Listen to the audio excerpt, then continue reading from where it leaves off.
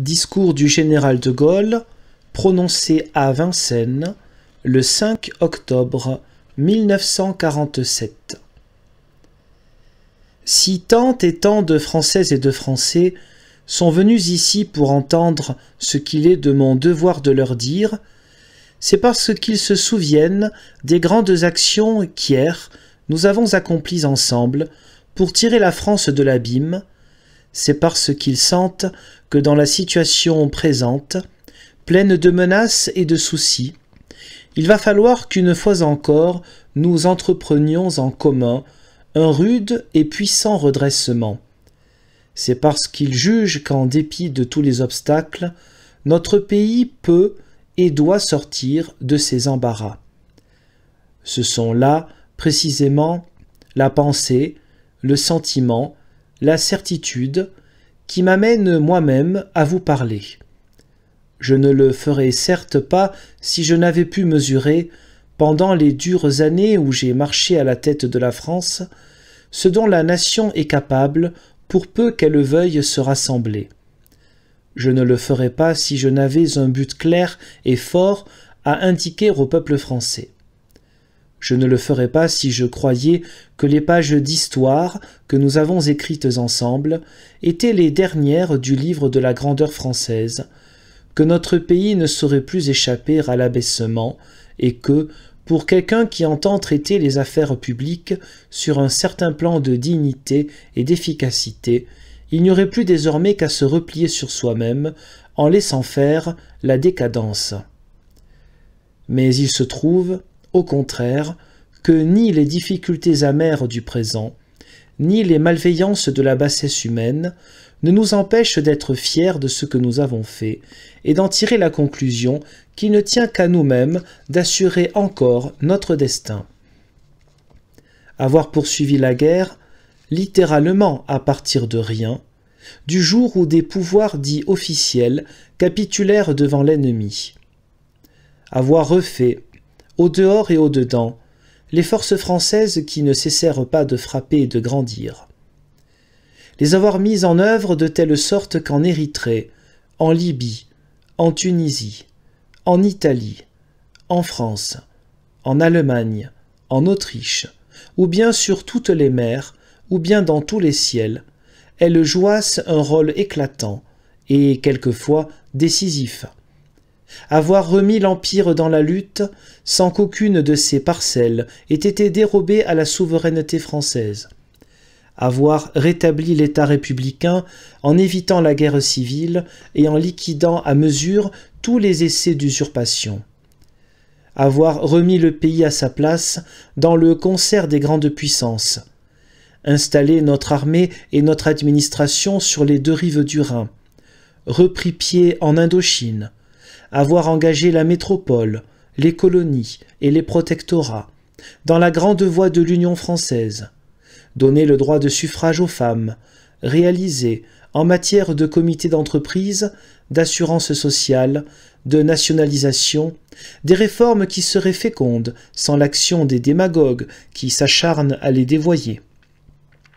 Avoir entre le mois d'août 1944 et le mois de janvier 1946 rétabli nos chemins de fer détruits et rouvert nos ports bouleversés, élever la production de 40% à 90% par rapport à celle d'avant-guerre, diminuer de 50 milliards la circulation des billets, abaisser à zéro le montant des avances de la Banque de France à l'État, bien que, cependant, la guerre continua avec ses charges écrasantes jusqu'en mai 1945.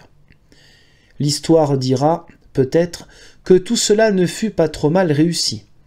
Pourquoi ? Parce que notre peuple sut se rassembler peu à peu et soutenir de son ardeur, de ses efforts et de ses sacrifices, ceux en qui il avait confiance pour le guider vers son salut. Par la suite, vous le savez bien, cette union a été rompue. Les partis, qui expriment nos discordes, ont reparu plus rigides et exclusifs que jamais. Ils ont exigé, en votre nom, de disposer à leur gré de tous les pouvoirs de l'État. Ils m'ont amené moi-même à quitter la direction du pays, faute de vouloir entrer dans leur jeu à titre d'instrument inefficace ou de figurants inutiles. En même temps, les séparatistes, profitant de la dispersion française, de l'impuissance du régime et des déceptions nationales, se sont installés dans des fiefs d'où ils menacent l'État et répandent la confusion. Dans une pareille situation, les multiples difficultés qui étreignent la nation n'ont pas cessé de s'aggraver. Nous sommes aujourd'hui en péril. Il est temps, vraiment, que nous levions la tête. C'est assez que nous ayons été, en 1940, foudroyés tout à coup par des événements désastreux, auxquels nos illusions et nos partis pris nous avaient d'avance condamnés. Au nom du ciel, ne recommençons pas. Nous sommes un pays qui chancelle au bord d'un abîme, financier, économique et social. Nos budgets sont des fictions, notre monnaie tombe en ruine, parce que nous dépensons beaucoup trop par rapport à nos moyens. Toute notre administration doit être refondue en réduisant d'un bon tiers les activités et le train de l'État. Cela revient à supprimer des services entiers, à comprimer tous les autres, à arracher ceux qui servent l'État aux pressions et aux influences qui les abaissent et les démoralisent, à imposer à tous les échelons cette discipline et cette responsabilité qui sont les charges, mais aussi l'honneur, de la fonction publique. Nous ne produisons pas assez, parce que nos activités sont gênées par des règlements excessifs et qu'indépendamment de nos insuffisances en fait de matières premières, la somme globale de travail que nous fournissons n'est aucunement ce qu'elle devrait être. Cela veut dire qu'il faut rendre carrière à la liberté et à l'initiative, sauf pour la répartition de certaines matières ou denrées, charbon, pain, lait, sucre, matières grasses. Cela veut dire aussi que le travail doit devenir une obligation nationale et que la main-d'œuvre française doit être renforcée d'office, en particulier dans l'agriculture et dans la reconstruction, par le concours de toute la jeunesse. Nous vivons dans un régime social où l'opposition des intérêts entre ceux qui, cependant, collaborent à une même tâche, entrave le rendement, empoisonne l'atmosphère et ne sert, en définitive, qu'aux diviseurs professionnels. Or, ce dont il s'agit aujourd'hui, c'est de rendement des entreprises, de dignité de leur personnel, d'autorité de leur direction. Assurons-les par un régime d'association établi à l'intérieur de chaque groupe d'entreprises, intéressant au rendement tous ceux qui en font partie et comportant un système d'arbitrage impartial et organisé. Nous sommes un pays en désordre. Combien de Français, dans tous les milieux, tirent de leur côté, se débrouillent et parmi leurs obligations, en prennent ou en laissent à leur gré. Il en résulte un immense gaspillage, un effondrement honteux de la moralité, un manque d'estime réciproque entre catégories et entre individus, une ambiance de scandale, de scepticisme, de dégoût, qui nous fait douter de nous-mêmes et nous diminue chez les autres. Le remède est dans l'autorité rétablie du haut en bas, à condition qu'elle soit impartiale, dans la justice vite et partout rendue, à condition qu'elle soit sereine, dans les lois appliquées, sans faiblesse, à condition qu'elle soit applicable. On n'a jamais fait autrement la grandeur d'une nation libre. Nous sommes un pays menacé. Sur les 2/3 de l'Europe s'étend une seule et même domination. De cette masse énorme de terres, de ressources, de population, que dirige implacablement la dictature soviétique et qui ne cesse de peser vers l'ouest, la France n'est plus séparée que par des marches étroites. Encore, au milieu de nous, le parti des séparatistes, noyautant toutes les branches de l'activité nationale, cultivant la confusion, ameutant les mécontents, trompant les naïfs, effrayant les poltrons, caressant les vaniteux, déploie une activité insolente et multiforme pour servir, en tout et toujours, les querelles des dictateurs de l'Est. Au-delà de l'Atlantique, les États-Unis, il est vrai, dressent leur puissance intacte en contrepoids des ambitions mondiales des Soviets. Il n'y a pas dans le monde un homme libre qui ne tienne pour salutaire cette volonté américaine. Notre peuple, en particulier, sent bien que, dans le monde tel qu'il est, il y a là pour lui-même une garantie qui, pour être indirecte, n'en est pas moins essentielle. Mais la France n'en est pas là qu'elle doive s'en remettre de son propre destin à ce qu'il adviendra de la rivalité des autres.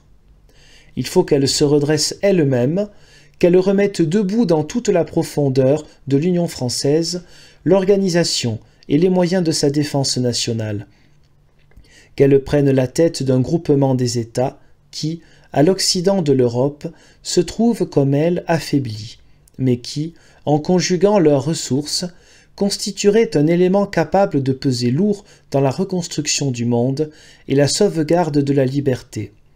Ainsi mettrait-elle ses cartes, et de bonnes cartes, dans le faible jeu de la paix. Ainsi ferait-elle valoir ses intérêts, de telle sorte qu'on l'écoute, dans les règlements qui sont, pour elle, vitaux, avant tout quant aux affaires allemandes. Ainsi pourrait-elle recevoir et prêter des concours, au lieu de demander des secours. Ainsi serait-elle en mesure de jouer comme partenaire et, s'il le fallait un jour comme allié, un rôle de grande puissance indépendante.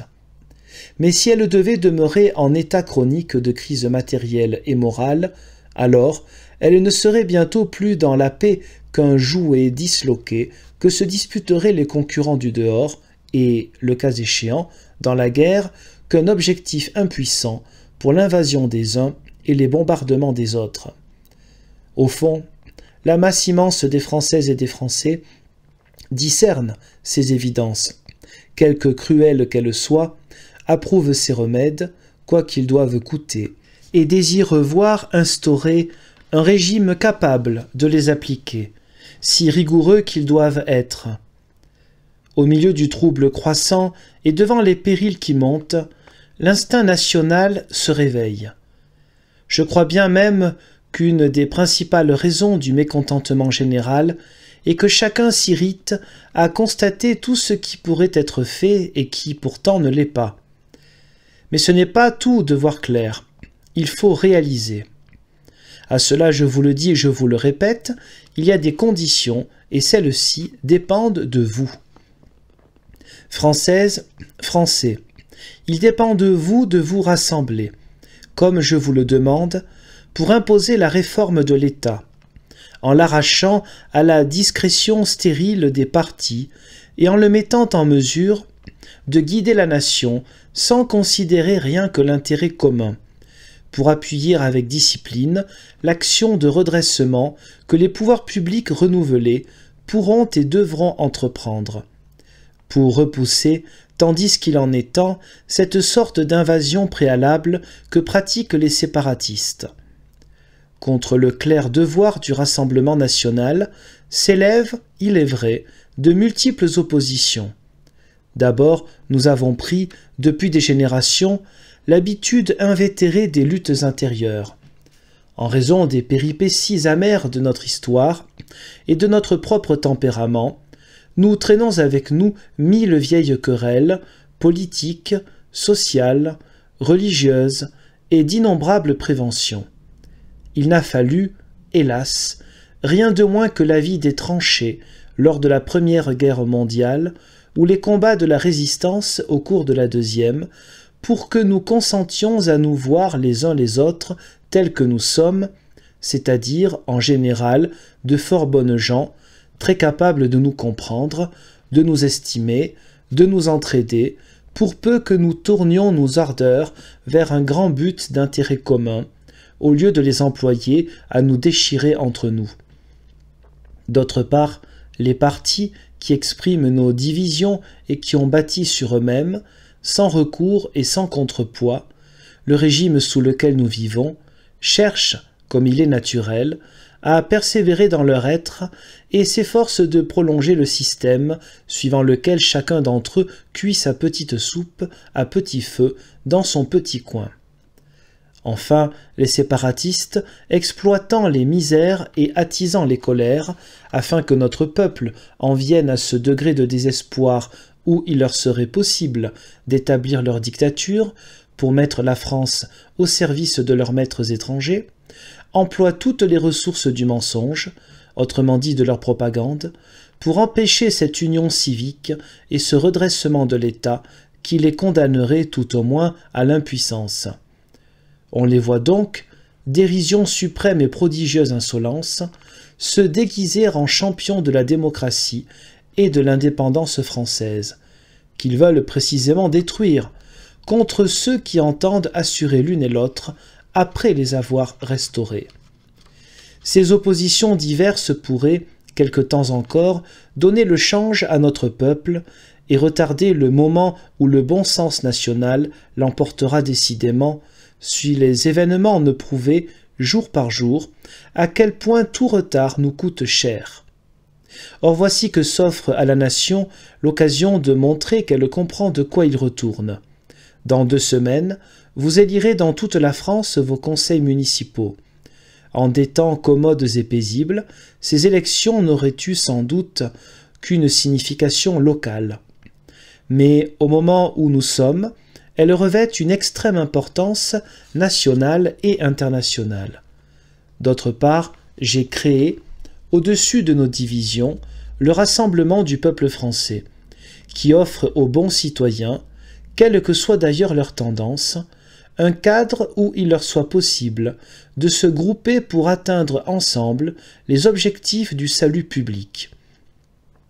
Le rassemblement présente des listes dans un grand nombre de communes et dans tous les secteurs de Paris. Aux Françaises, aux Français, je demande de donner leur vote à ces listes. Ils marqueront ainsi leur volonté de s'unir pour réformer l'État, l'aider dans la tâche très rude qu'il lui faudra entreprendre et, au milieu des périls qui montent, mettre un terme à tous les jeux qui ne sont pas le jeu de la France. Le Rassemblement n'est pas un parti. La preuve en est qu'il ouvre ses listes à des hommes et à des femmes de toutes opinions et de toutes origines, sans leur demander autre chose que de poursuivre avec lui les buts d'intérêt national que j'ai indiqués. Certains, je le sais, se dérobent encore. Je le regrette pour le pays et pour eux-mêmes. Dieu fasse que les événements ne les chargent jamais du remords de leur retard.